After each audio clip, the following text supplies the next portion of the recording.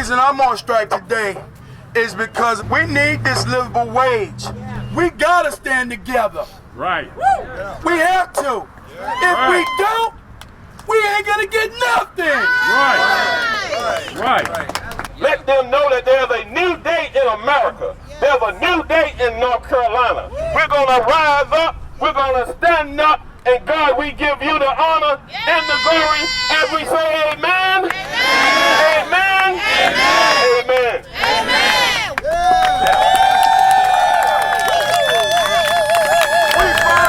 Ain't taking no more. This is what democracy looks like. Hi, my name is Durham. I'm a healthcare worker.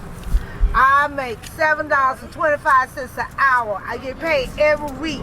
I go from paycheck to paycheck trying to make rent, or sometimes the light bill, or the water bill. I can't afford to get healthcare insurance because I only make $7.25. That ain't right. So I need 15. What about y'all? That's right. When I say we won't, you say back down. We won't. Back down. We won't. Back down. We won't. Back down. We won't. Back down. Now make some noise. I said we can't survive on 725. I said we can't survive on 725. This is not a race issue. This is a wage issue, right? Right. Right? Right. We're going to be out here for as long as it takes to get justice, right? I believe that we will win. Say I believe it. We will win. Say I believe it. We will win. Say I believe it. North Carolina, come on and race up. Put your fist up. 725 ain't enough. North Carolina, come on and race up. Put your fist up. 725 ain't enough.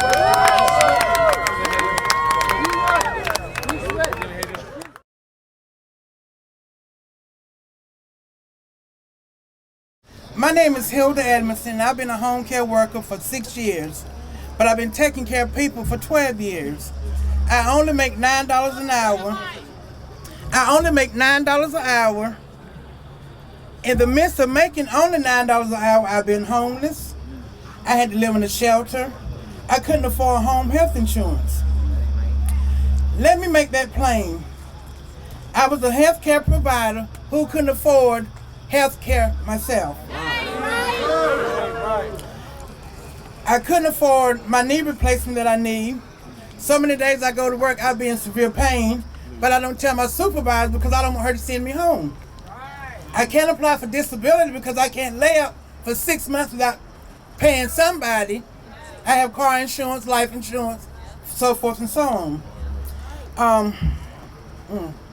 This is not the future of the care we want for our families. Healthcare workers like me literally help people alive every single day. Our lives have dignity and our work has dignity. I'm out here today to demand at least $15 an hour because I love what I do.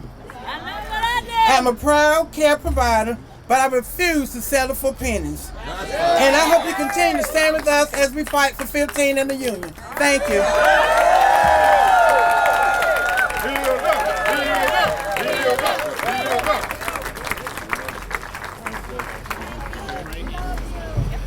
Hey y'all. My name is Scheherazade Sharif, and I'm a member of the Duke Graduate Students Union. Yeah. I want to be really clear about what that means. That means I go to class, I do some research, but I also teach classes at the university. And secondly, it means I am a part of a struggle for better working conditions and a union on my campus. And as a worker, I'm so proud to be part of the Fight for 15 Day of Action. Let me take a quick survey. How many of you here are familiar with the name Jill Stein? Yeah. For those of you who don't know, Jill Stein was a Green Party candidate who ran for president in the last election. She has some supporters, but the media never gave her the same level of attention as Hillary Clinton or Donald Trump. And during the election, she only received 1% of the vote. So for many voters, she didn't exist as a contender in the political playing field. And her opponents barely acknowledged her at all. So why should I, or anyone, be talking about her? Well, Jill Stein is contending the results of this election. A woman we barely acknowledged is calling for a recount. Someone who didn't have a chance is making a demand of a political system that sometimes seems impossible to change. Last week, my friend and I, we were walking to a meeting, and she gave me the following words to remember as we fight this battle. She said to me, Scheherazade, power concedes nothing without a demand. That's why Jill Stein's demanding a recount. And I won't forget those words. Power concedes nothing without a demand. That's why fast food workers and home care workers and airport workers are demanding a $15 wage at minimum. Power concedes nothing without a demand. That's why graduate student workers around the country are breaking down the walls of different departments to come together to form a union. In response to Jill Stein's demand, Donald Trump said, nothing will change.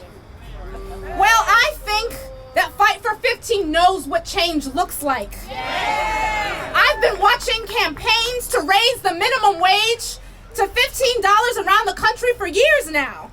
Who here remembers Seattle? Change happened there. Who remembers Los Angeles and San Francisco? Change happened there too. Who remembers New York? And when other cities adopted plans to raise the minimum wage, I've witnessed it over and over again. Change happens when we make demands. And really, if I can speak to you today from my heart, you who are the foundation of this entire economic system, the high-ranking executives, the crooked politicians, the white-collar corporate criminals who are stealing the fruits of our labor, who stole your vote, they have to lie. They have to say things like, nothing will change.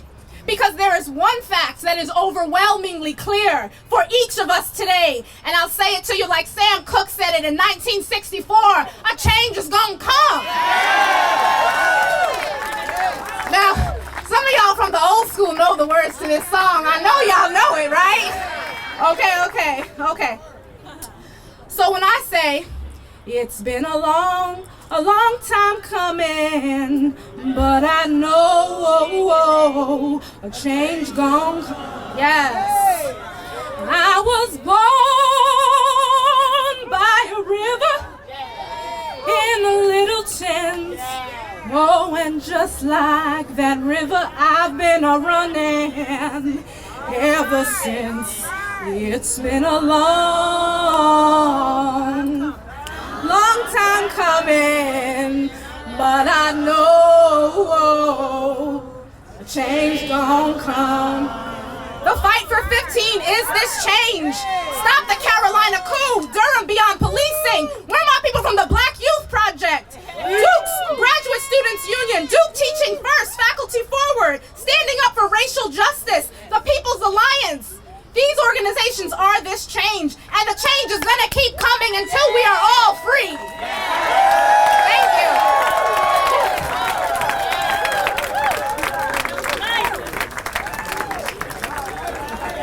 All right, are we fired up tonight? Are we fired up tonight? Did y'all just come out here to enjoy the good weather? All right. Are we out here just to enjoy this nice weather? Yeah. Why are we out here on tonight? Because we want $15? Yeah. And when do we want it? Yeah. We want it now. And it ain't no stopping us now because we are on the move. Yeah. Y'all standing with me? Yeah. All right now. First I want to thank God for allowing me to be out here tonight, for waking me up, for waking each and every one of us up. If it wasn't for him, we wouldn't be out here making noise on tonight. My name is Atisha Selby. I'm from Cary, North Carolina. And I've been in childcare for over 15 years. And let me tell you something. 15 years ago, the struggle was still real. 15 years ago, parents and childcare providers were still not being paid what they deserve.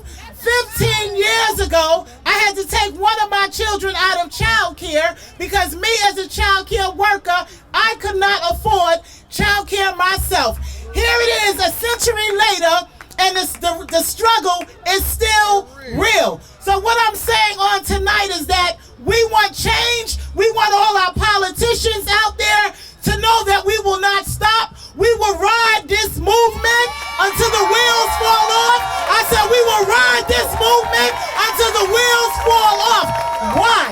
Because we are quality care. I'm a quality care child care provider, and I provide quality care for children. I do believe that children are our future, and children need to be nurtured. They need to be loved. They need the proper things so they can become successful individuals in society. But when I go to work every day and I have to struggle and think about how I'm going to pay my rent, how I'm going to put gas in my car to get to work, how can I work? How can I give these children what they really deserve when I don't know how ends are going to meet?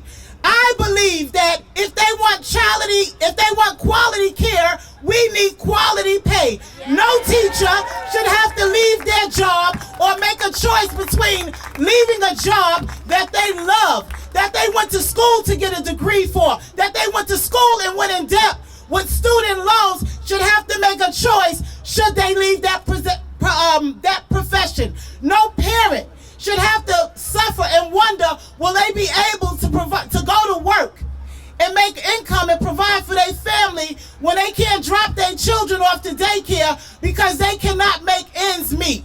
No child should have to go through having a teacher moving from out of the classroom every 3 to 6 months. It shouldn't be that type of rollover because there's no incentive. It's not fair to the children. The children get attached to us, we get attached to them, and then we have to think about, am I going to be here 6 months from now? Am I going to be here a year from now? Because I can't afford to stay here and give the children what they need in my condition. So what I'm saying tonight is, we thank God that we have an organization, Raise Up Fight for 15, who is a voice with child care workers, home care workers, students all over the South, and we want change, and we won't stop. Like I said, we're gonna ride this movement till the wheels fall off. If you don't stand for nothing, you will fall for everything. Y'all not excited enough. No, but y'all act like y'all don't want $15. I want y'all to make some noise out here. I want y'all to let the politicians know that we're going nowhere. We're gonna stand. Change has come.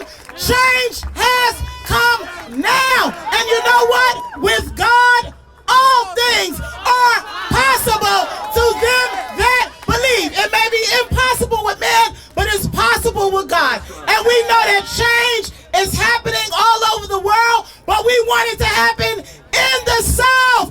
$15 for the South. Thank you.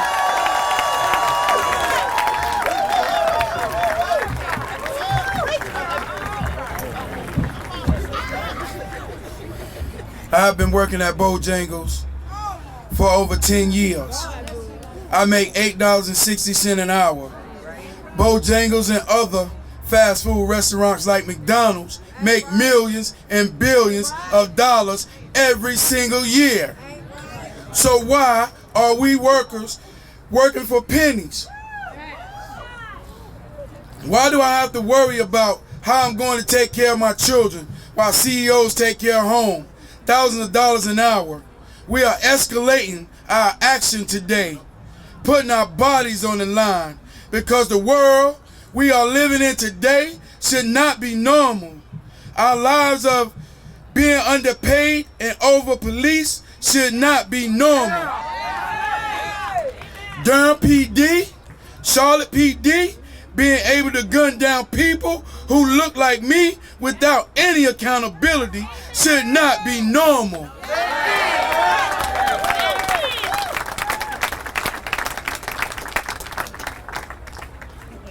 Shouldn't be normal. It should not be normal.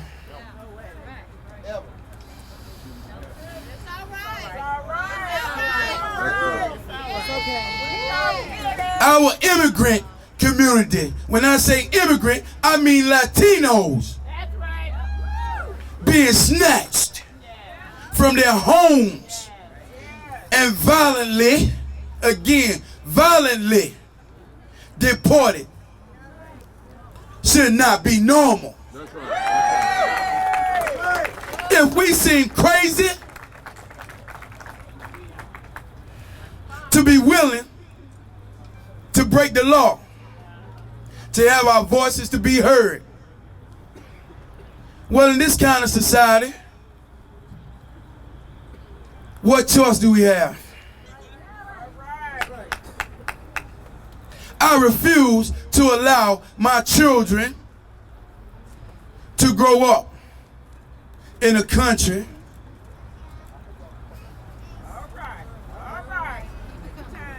that says they are disposable. Yeah, that's right. I refuse to accept this as normal. Again, I refuse to accept this as normal. I will keep striking, keep organizing, keep fighting with every breath I have. If it means winning a future for my kids and defending my community. We workers deserve so much more. So tell me.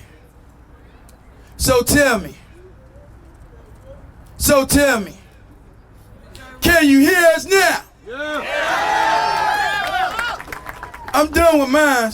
I'm gonna bring up our very own, the NAACP president, Reverend Barber.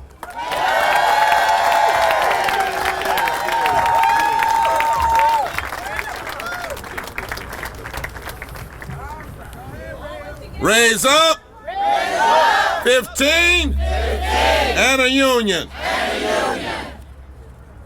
My brothers and sisters, I'm glad to be here tonight. And I want to start in an interesting way. I want to teach for a moment. We're live streaming all over the world. And I want you to first give up a mighty shout, because we're united with people all over the country today.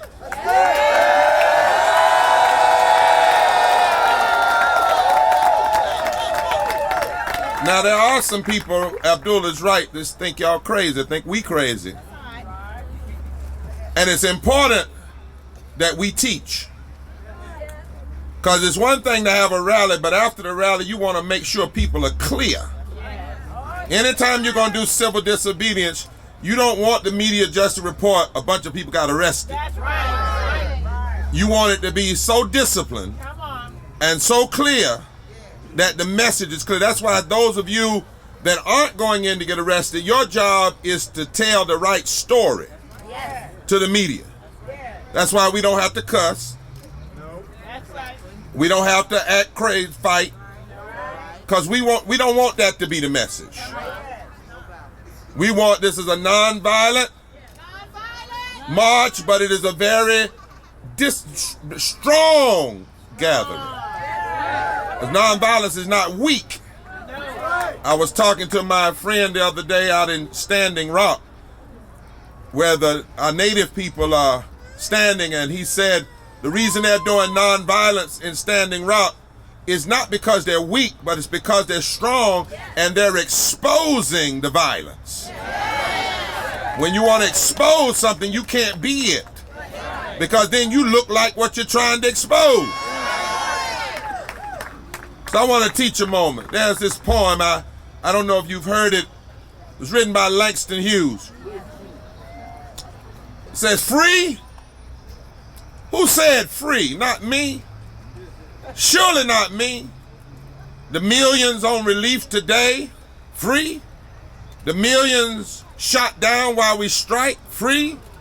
The millions who have nothing for our pay, free.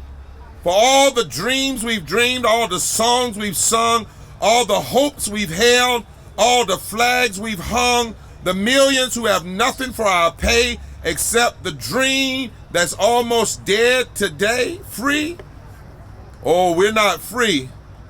But oh, let America be America again, the land that never has been and yet must be, the land where every man is free, the land that's mine, the poor man, the Indians, the Negro, me, who made America, whose sweat and blood, whose faith and pain, whose hand at the foundry, whose plow in the rain, must bring back our mighty dream again. Sure, you can call me any ugly name you choose, but the steel of freedom does not stain. From those who live like leeches on the people's lives, we must take back our land again. America, oh yes, I say it plain. America was never America to me, and yet I swear this oath that America will be.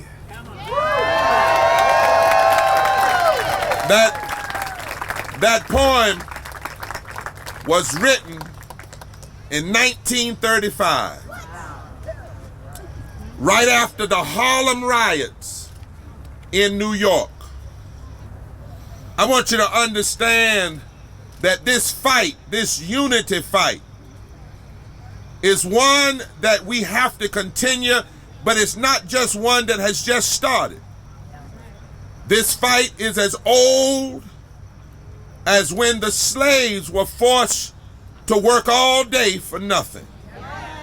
And that's why I say often that any form of work that doesn't pay a living wage is a pseudo form of slavery. And for those who tell us we want too much too soon, it took us 400 years to get from 0 to 725. I know you don't think we're going to wait another 400 years. This fight is as old as when the Constitution was rewritten after the Civil War, and it said that everybody had a right to their labor and the fruit of their labor. Because they knew that if you labor, but you do not have the fruit to live, then it is unfair labor. This fight is not about any particular political candidate. Let's get this straight. This movement is about a moral movement. And for the media, this is not a left movement. It's not a right side movement. It's not a conservative movement. It's not a liberal movement. It's not a Democratic movement. It's not a Republican movement. It's a movement for justice and a movement for what's right. This movement is as old as 1912, when Teddy Roosevelt, a Republican, dared to challenge the establishment and said that wages and union rights, living wages, were moral issues along with health care and public education. This movement is as old, the roots of this movement, as old as 1935, when Franklin Delano Roosevelt raised the minimum wage to 25 cents an hour. And the business leaders then said it was wrong. They said it would cost too much. They said it would break the corporation. And Franklin Delano Roosevelt said any business that did not want to pay people a basic minimum wage did not deserve to be covered under this American democracy. This fight is as old as Adam Clayton Powell from Harlem, the congressman who led the fight in the 50s and 60s to increase the minimum wage. It's as old as the battles of the war on poverty and Lyndon Baines Johnson. This is as old as Dr. King, when Dr. King said, just 20 some days before he was killed, he said that if America did not open up her vaults of wealth and pay people, white, black, brown, whoever they were, what they deserved, deal with the poor, give what he called a Marshall Plan to build up the urban cities as well as the poor in Appalachia and the coal miners. He said, Dr. King said, if America didn't do this, America would go to hell. Less than 20 days before he was killed, he said the only salvation for America and her soul and her economic health was to end racism, to end classism, to pay people what they deserve, and to stop unjust militarism. I want you to know we are connected to some deep roots. But what's unique about the fight for 15 is that it's a movement led from the bottom up, from the workers up. This movement is as important as the Student Nonviolent Coordinating Committee movement was in 1960 that was founded at Shaw University.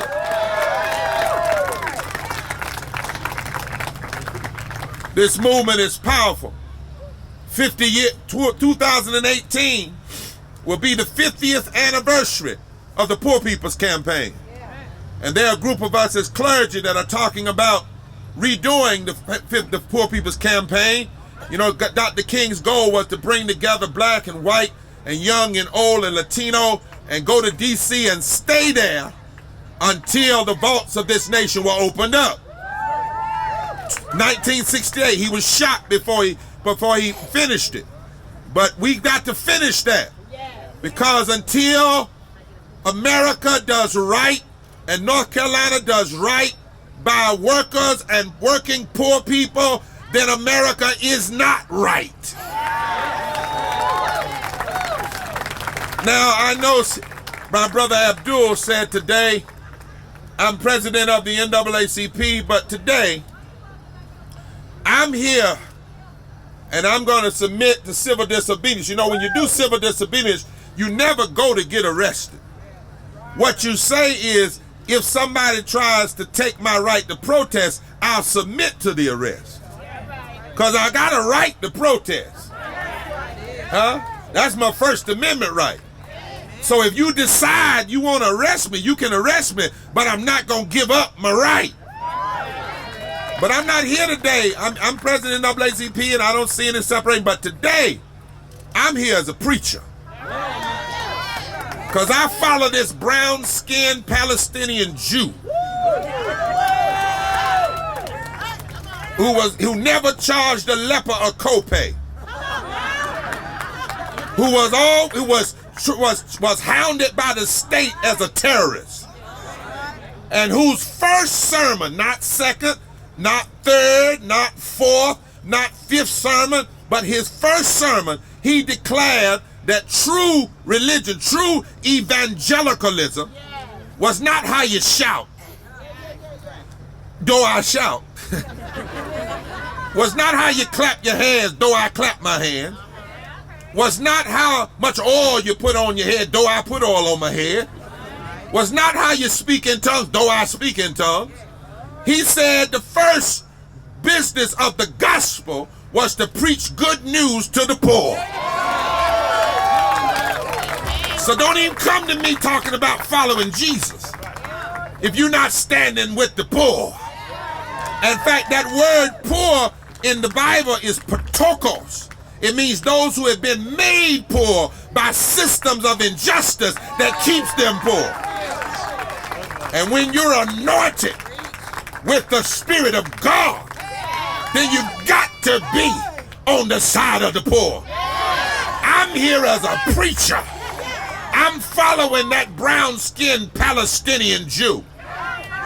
But I could be, if I was just a Jew, a Jewish person, I could follow Isaiah, who said, woe unto those who legislate evil and rob the poor of their rights. If I was Muslim, I could follow Muhammad, who declared that we ought to be about justice. This movement is about love and justice, because you can't have love without justice. And you can't have justice without love. So I'm here as a person of faith. Secondly, I'm here with you today because corporate greed is wrong. And when you treat people like things and companies like people, something wrong with that. You know this President-elect Trump. Now, you didn't hear me congratulating, because I don't congratulate people for being bullies. But I am going to call him President-elect. I'm even calling him President because I want to hold him accountable. Even though I don't honor the way he got there. And I can't congratulate him, I can call him to repent. But today he said burning the American flag should be illegal. Well, I want to talk about that tonight. My father, my grandfather fought for America. One in the Army, one in the Navy, under the flag, even when they were called nigger. Even when they were not treated with first-class citizenship, though they gave first-class blood. And I've been thinking about it today, what ought to be illegal, since he won't talk about illegal. What ought to be illegal is paying people less than $15 an hour. What ought to be illegal is not allowing people to have a union, but then calling it right to work, when really it's the right to hurt. What really is illegal is having a president-elect who says the minimum wage is already too high. What's illegal is having 400 families making $97,000 an hour while you're locking people up who are fighting for 15. That's illegal according to the higher law. What's illegal is having nearly 80% of North Carolinians wanting to vote on raising the rate. Right now, 80% of North Carolinians want to vote. They want it on the ballot. But the governor of this state and this legislature refuse to allow it. And we have 1.9 million poor people in this state. And if you add those who are below the living wage standard, it's nearly 3 million people. That ought to be illegal. It is illegal according to the rule of God. Taking people's health care ought to be illegal. Talking about you're going to repeal health care and make it so that babies who have pre-existing conditions can't get health care. Women who need cervical diagnosis and exams will not be able to get health care. That's illegal. That's criminal. That's inhumane. Suppressing the right to vote is illegal. And when you got the nerve to have a name like Trump or Ryan, and you know that name isn't Apache, it isn't Cherokee, It's showing Swahili, so you know you weren't here from the beginning. If you got a name like Trump or Ryan, that means you're an immigrant. Lord have mercy. I'm about to feel the Holy Ghost up here. That means, I'm sorry, I'm taking too much time, but that means you're an immigrant. Now, how in the world you gonna be an immigrant? Which means your grandmama was an immigrant, and your granddaddy was an immigrant. And now that you got a little power, you think you got power.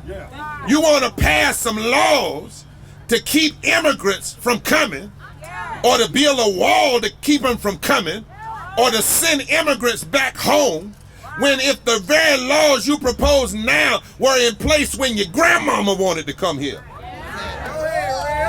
they wouldn't have been able to get in. That's illegal. That's immoral. When you are blessed and you stand up and sing America, America, God shed his grace on thee, and then you don't want to have grace on people because they're immigrant, or because they're gay, or because they're transgender, or something wrong. So I'm here today, lastly, because I see all this black-brown unity. I want y'all to look around at this crowd and tell somebody beside you, say, what up, bro? What up, sister? I mean, really, let the world see some black and white folk hugging each other, and some Latinos. Yeah. And when we understand, see, let me tell you why this is so important. You are what Trumpism ran against. And it's what they're afraid of. It's not just Trump. There's a crowd of folk that are afraid, particularly in the South, of black, white, brown unity. And they play these games. They've been playing it for a long time. It's called the Southern Strategy. It was started by Richard Nixon. And they said if we can make white people think that black and brown people are their problem, rather than the oligarchs, and the corporate greed, then we pit black folk and brown folk and white folk against each other. Because if they come together in the South, then the South will not be solid. Kevin Phillips told Richard Nixon, you got to find out who hates who and play the hate game. Trump and others just played the hate game. And what we've got to do is break through. And they want to talk about is economics, but it's economics and race. It's race and economics. See, because it can't be just economics. Because the president you just had brought you out of recession. The president you just had brought 14 million new jobs. The president you just had wants a living wage. So it can't be that certain white working class people voted for economics. That's irrational. Because the man that won hadn't promised you anything. He just tweets all the time. He hadn't promised you nothing. Right. So evidently something else was going on. And what's going on is he tried to make out that poverty is a black-brown issue. And that saying to white people the reason you're poor is because of them. Those other folk, those Muslims, those immigrants, those black people, those Latinos. Well, the reality is, and you almost can tell it tonight if these lights were cut off, when you in the dark and your lights go off and you can't pay your light bill, we all black.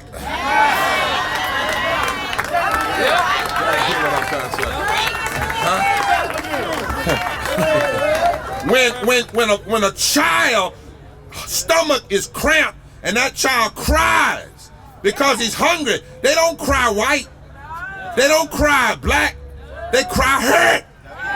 You hear what I'm saying? When you're sick, sickness doesn't come in color.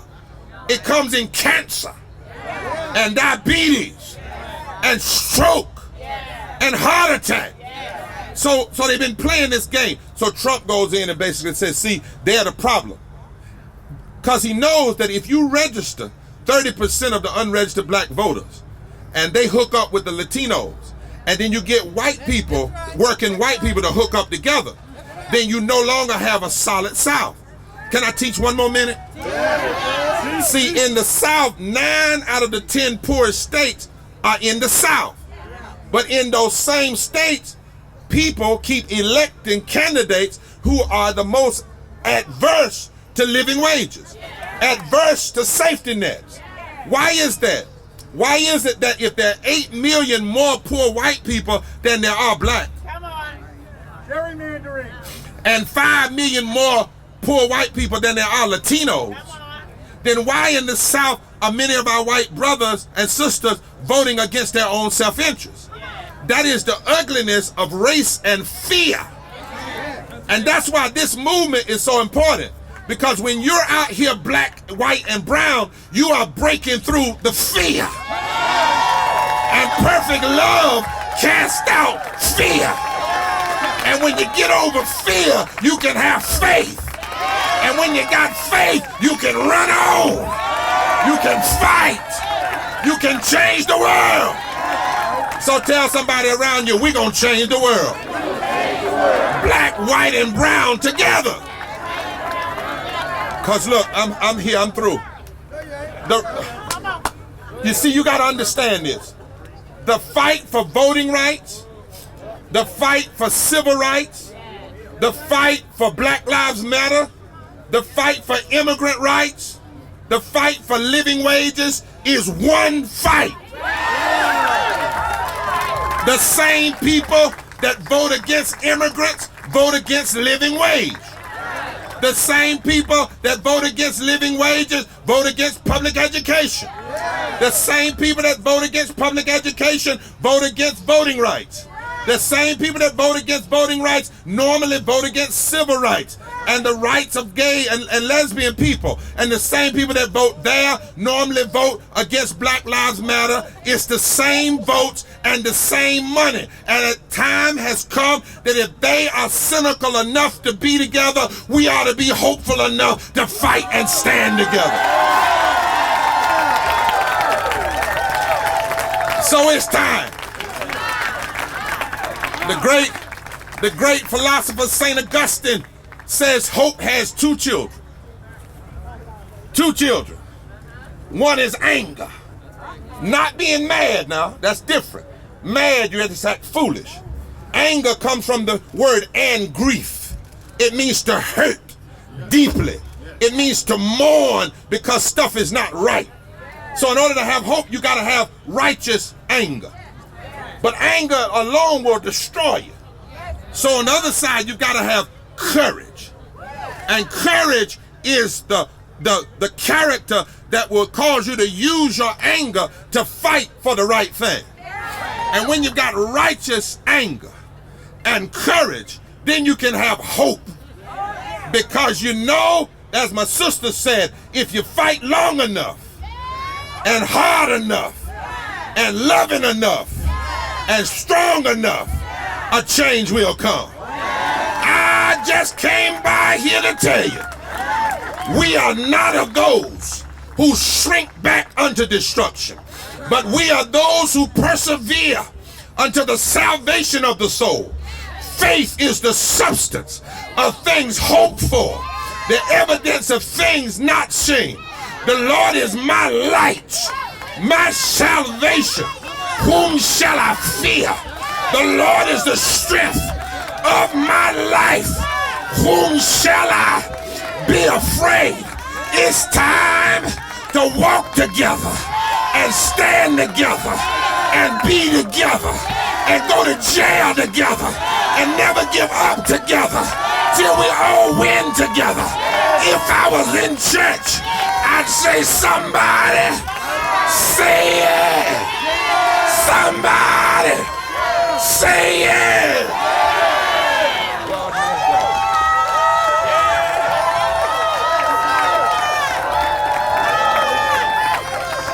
And we're getting ready to march. Now listen, the police have on their riot gear. They have to because it's nighttime. And there are some nuts sometimes. And we believe they're going to do the right thing. We've been talking to them. Don't worry about that, what they have on. We must monitor ourselves. What do we want?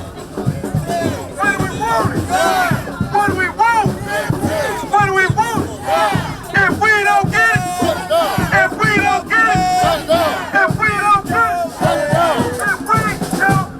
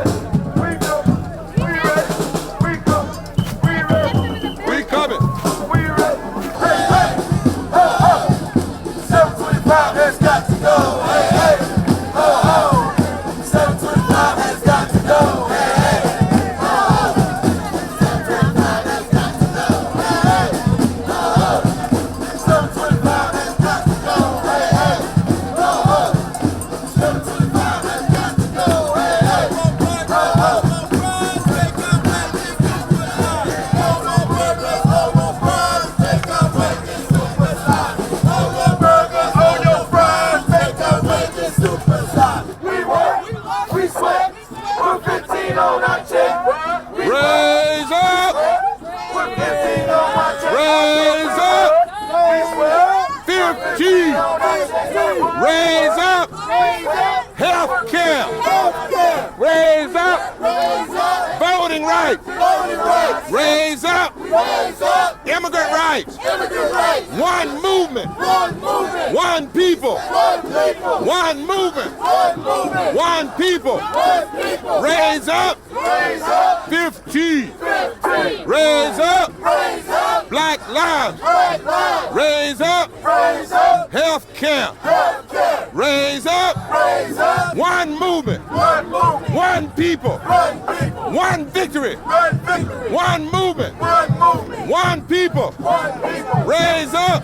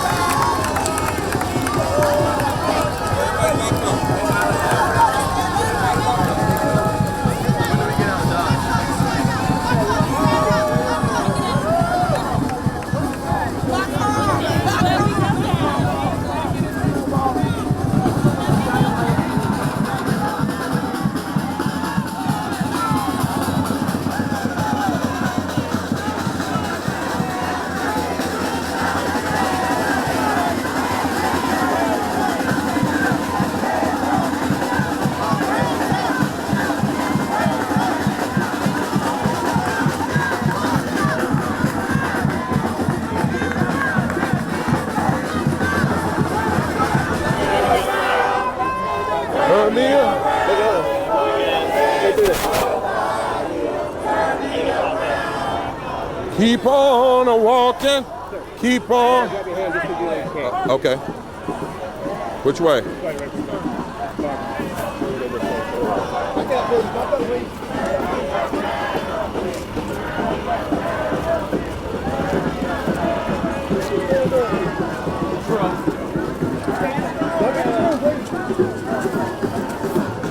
Keep on talking. I'm gonna get down right there. Thank you, we love you. Thank you, we love you. Thank you, we love you. Thank you, we love you. Thank you. Good. Good.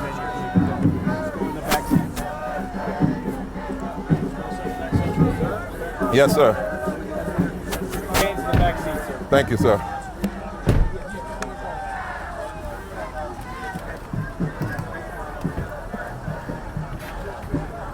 All is well. Forward together, not one step back.